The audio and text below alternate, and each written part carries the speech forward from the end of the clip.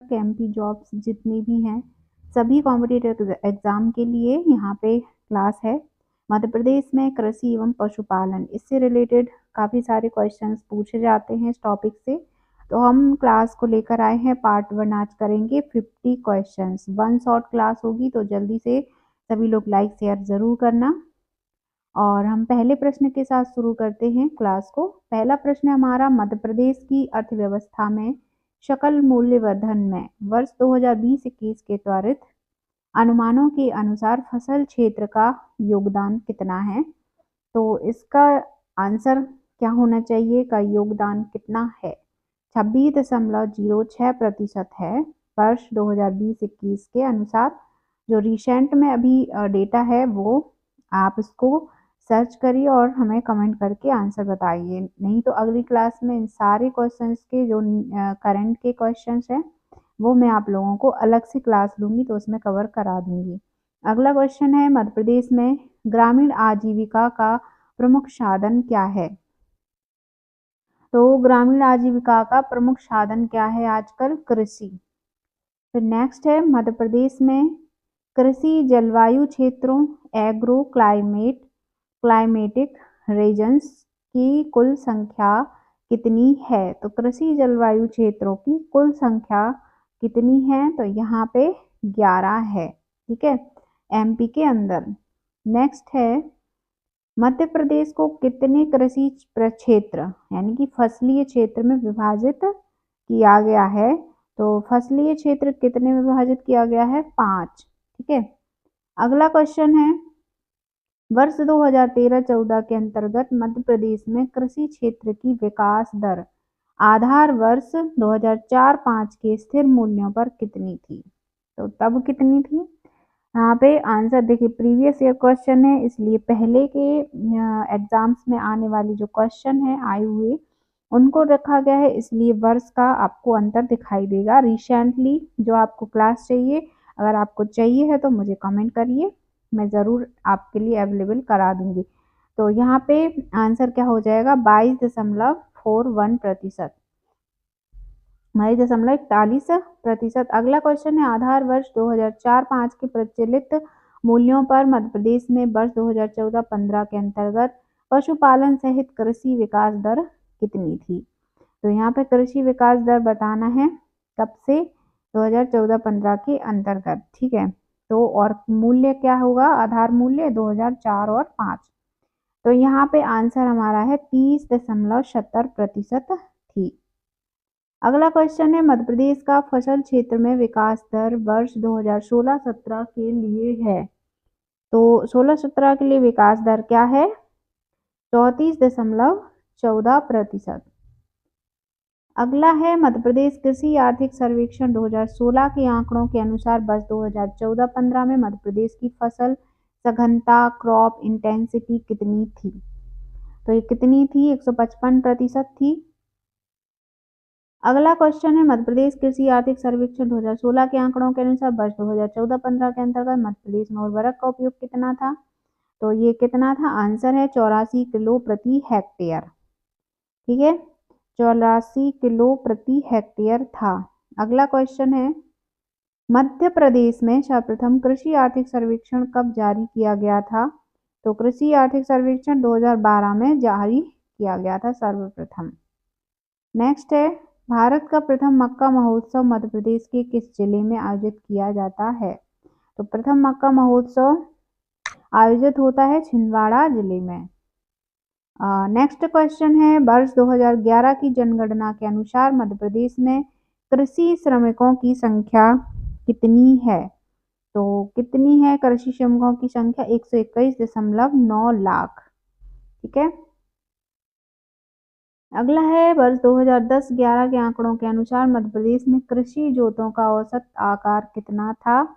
तो इसका आकार था 1.78 हेक्टेयर। नेक्स्ट है, मध्य प्रदेश की प्रमुख फसल है। तो मध्य प्रदेश की प्रमुख फसल बहुत बार पूछा जाता है, गेहूं यहाँ पे आंसर हो जाएगा। नेक्स्ट है, आर्थिक समीक्षा 2021-22 के अनुसार मध्य प्रदेश की प्रमुख खाद्यान्न फसलों का क्षेत्राध्यक्षण वर्ष 2019-20 में कितना है? तो इसका आंसर है 20,314 हेक्टेयर। ठीक है। नेक्स्ट है आर्थिक सर्वेक्षण 2021-22 के अनुसार मध्य प्रदेश में वर्ष 2020-21 के अंतर्गत प्रमुख फसलों का कुल उत्पादन कितना है? तो इस उत्पादन के बारे में आंसर है 60,055 मैट्रिक टन।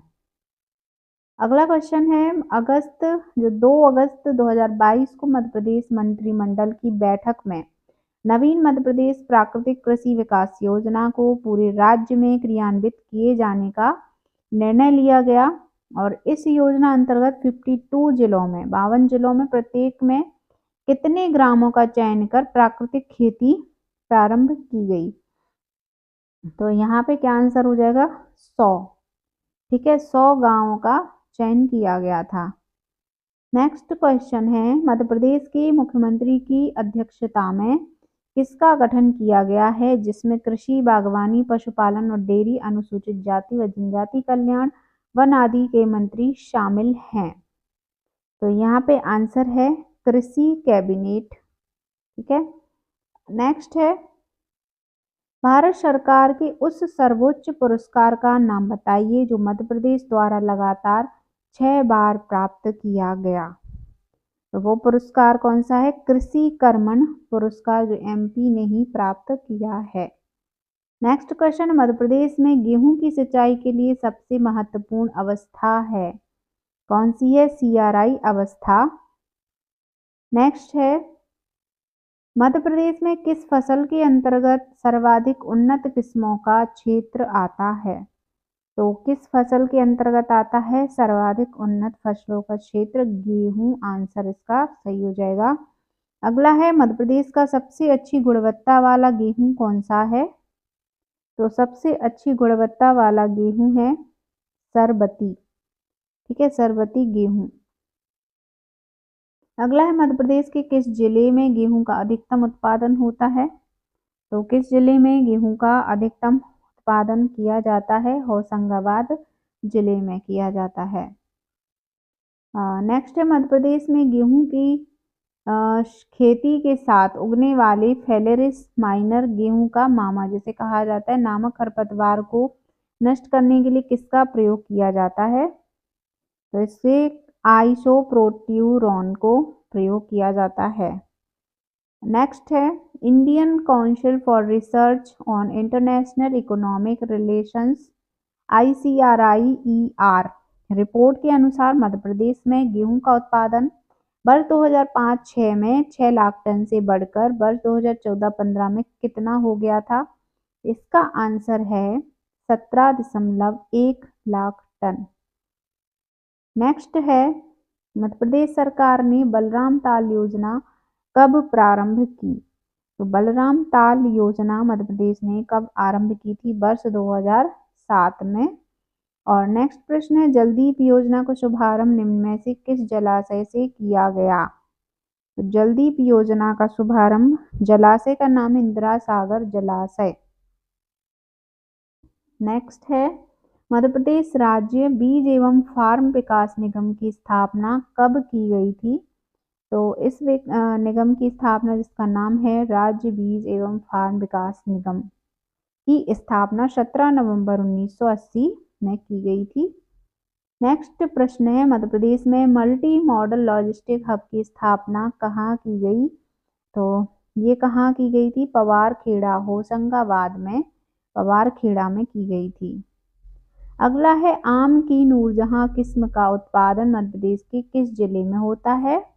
तो आम की एक किस्म है जिसका नाम है नूरजहां, नाम यहाँ पे अलीराजपुर में इसका उत्पादन होता है। अगला है अंतर्राष्ट्रीय गेहूं एवं मक्का शोध केंद्र निम्न में से किस जिले में स्थापित किया गया है? तो ये खमरिया जबलपुर जिले में स्थापित किया गया है।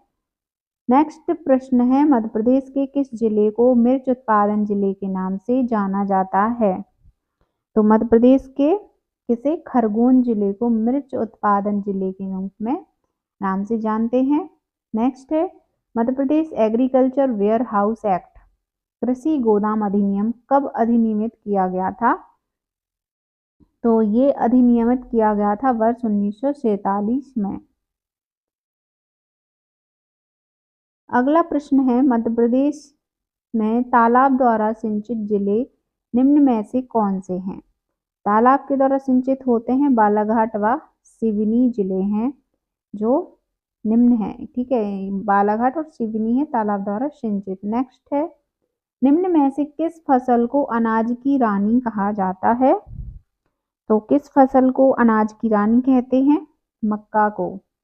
अगला है, मध्य प्रदेश के निम्नलिखित क्षेत्र में से अधिकतम सोयाबीन का उत्पादन कहाँ होता है? तो इन क्षेत्रों में कौन कौन से? बुंदेलखंड, बघेलखंड और मालवा भिंड में से इन 4 में से सोयाबीन का अधिकतम उत्पादन कहाँ होता है, ये पूछा है। सी आंसर है मालवा में होता है। ठीक है, मालवा क्षेत्र में होता है। अगला है, मध्य प्रदेश में सर्वाधिक गुणवत्ता वाला गेहूं कौन सा है? सर्वाधिक गुणवत्ता का गेहूं एमपी में कौन सा होता है? सरबती। अगला है, form to fork Madhya Pradesh की किस नीति का दृष्टिकोण है?